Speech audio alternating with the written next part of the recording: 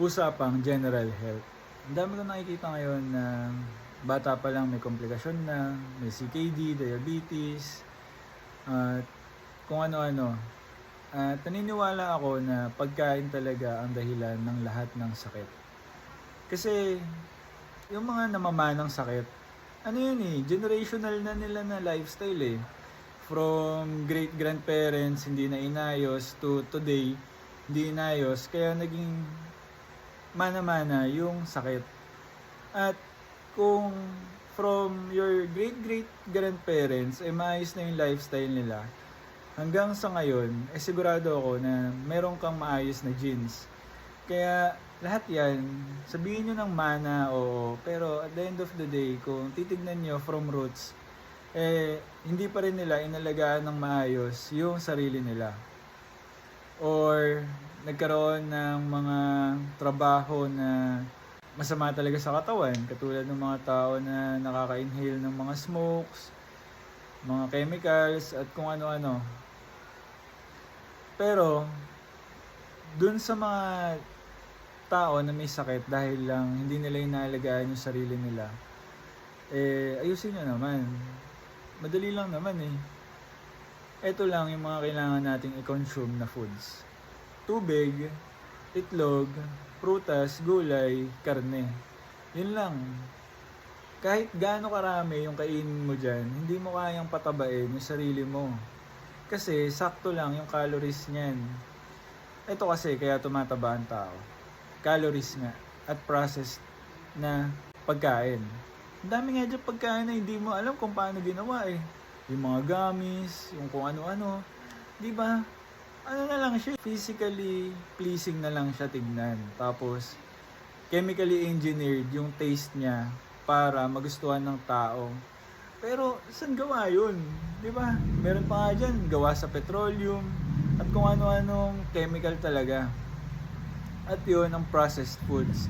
Hindi siya kayang i-process ng katawan natin. Kaya siya nagiging toxic sa katawan. Hindi siya kayang i-burn ng stomach natin. Hindi siya kayang ayusin ng liver. Hindi siya kayang ayusin ng kidney. At kapag ganun, parang makina lang din yan na kapag nilagyan mo ng buhangin, hindi niya kayang i-process yun. Magugulo yung makina at sasabog. Ganun din yung theory sa katawan natin. Dapat i-treat natin yung katawan natin as a machine, as temple of God, na ayusin natin yung pag-aalaga sa sarili natin. Kasi, sige, lahat naman tayo mamamatay eh. Pasarapan ng buhay, yan ba sinasabi nyo? Kaya i-consume mo na lahat ng masasarap. Yun lang ba masarap na buhay? Kung titignan natin, sige. Ako tumaba din ako talaga. Mga last year pa lang, 100 kilos na ako. Pinabayaan ko din sarili ko. Nanggaling din ako dyan. Nanggaling din ako sa hindi maayos na katawan. Meron na akong bato sa abdo. At dahil yon sa kapabayaan. Kaya naiintindihan ko yan. Kaya alam ko rin kung ano yung nagiging trajectory ng sarili natin kapag hindi natin inayos. Sige, ito na. Pasarapan ng buhay Tingnan natin kung sino ang mas masarap na buhay. Yung taong healthy o yung taong puro pleasure. Doon sa taong puro pleasure, yan yung mga tao na kung ano-ano lang kinakain. Yung masarap, yung kung ano yung cravings nila, kain na. Without really analyzing kung ano yung nangyayari doon sa mga food nila. Yan. Ang sarap kumain, di ba? Chocolates, pizza, burgers, fried foods, gummies, coke, mga drinks na kung ano-ano, tapos inom, yosi, droga, di ba? Ang sarap. Pasarapan ng buhay, di ba? Pero ano yung mangyayari sa buhay mo sa maikling panahon? Sabihin na natin mga 5 years na consistent na ganoon yung buhay mo. Tataba ka na. Foggy na yung utak mo. Nagiging pangit na yung emotions mo. Kasi nga, wala ka namang physical activity eh.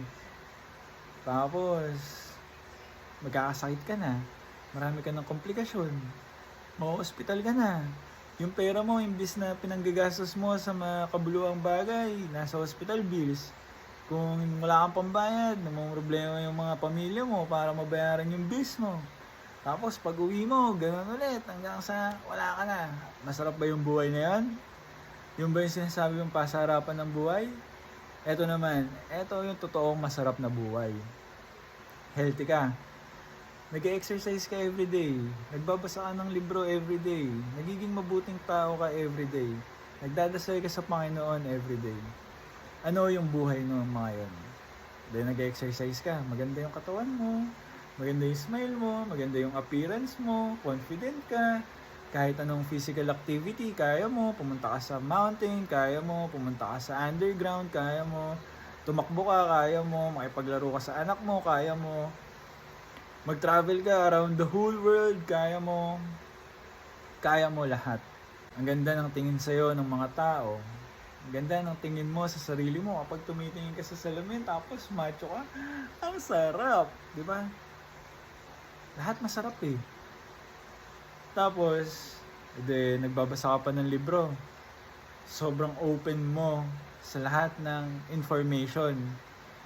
Kapag kausap mo yung mga tao, nakikinig ka, tapos kaya mong magbigay ng insight, alam mo kung paano alagaan sarili mo kasi nagbabasa ka. Alam mo yung tamang pamamaraan ng kung ano-anong bagay, interesting yung mga sinasabi mo, nakaka-connect ka sa maraming tao kasi nga, ang dami mong alam eh. Nakapag-share ka ng knowledge with them. Tapos, syempre, nagbabasa ka, nagiging valuable person ka. Tumataas yung position mo, tumataas yung sahod mo, tumataas yung tingin sa'yo ng mga tao, nagiging respetado ka, nagiging capable ka. At, yan, ano pa ba? Diba? Tapos, kung good person ka, lahat ng tao may good intention sa'yo. Yung karma, puro positive, walang may sakit sa pamilya nyo. Lahat kayo, puro positive, puro pagmamahal, malinis na intensyon at kagalingan. Si God, bine-bless ka.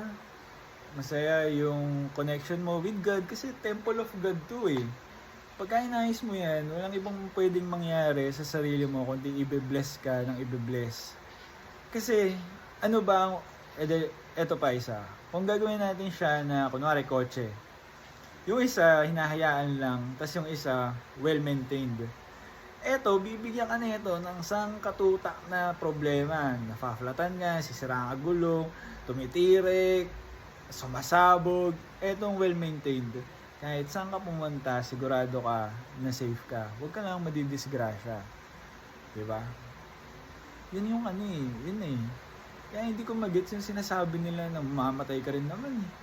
Hindi. Yun yung day-to-day na buhay mo, yung quality of life mo. Yun yung mahalaga. Yung connection mo with other people, with yourself, with God. Yun yung mahalaga. Tapos, kung kunin ka na, tapos nasa pangit na state ka ng katawan mo, yun na yung spirit mo. Ang bigat-bigat. Kung maayos yung well-being mo, no, kinuha ka ni God, yun din yung baon mo sa heaven.